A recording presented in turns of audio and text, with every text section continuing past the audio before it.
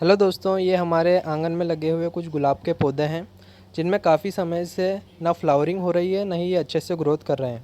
तो आज हम देखेंगे कि हम इनमें ऐसा क्या कर सकते हैं जिससे ये फ्लावरिंग और ग्रोथ वापस से चालू कर सकें।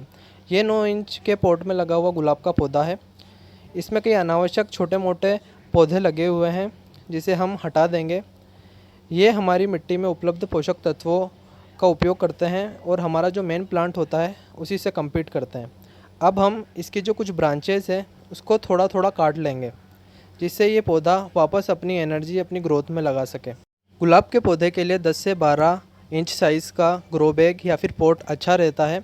आप चाहें तो आप इसे इससे बड़े पॉट में भी लगा सकते हैं। अब हम इस पॉट में बची मिट्टी की अच्छी से गुड़ाई कर लेंगे। गुड़ाई करने से पौधे की जड़ों को ऑक्सीजन मिलना बहुत आसान हो जाता है। गुड़ाई करने के बाद हम पेड़ की जड़ों को मिट्टी से अलग कर देंगे। यहाँ हम यह ध्यान रखेंगे कि इसकी पौधों की जड़ों को कम से कम नुकसान हो। गुलाब की पौधे की ग्रोथ के लिए हमें इसमें अच्छे प्रकार के खाद या वर्मी कंपोस्ट का प्रयोग करना चाहिए, जिससे इसमें फ्लावरिंग अच्छे से होती है और इसकी ग्रोथ भी पहले की तुलना में अच्छे से होगी। आप चाहें तो इसमें आप लिक्विड फर्टिलाइज़र का भी प्रयोग कर सकते हैं, लेकिन इसके अंदर गोबर की खाद और वर्मी कंपोस्ट ज़्यादा अच्छी रहती है। हमने इसकी मिट्टी की गुड़ाई अच्छे से कर दी है। अब हम इसे अच्छे से प्रेस कर देंगे जिससे हमारी मिट्टी इसमें सेटल हो जाए।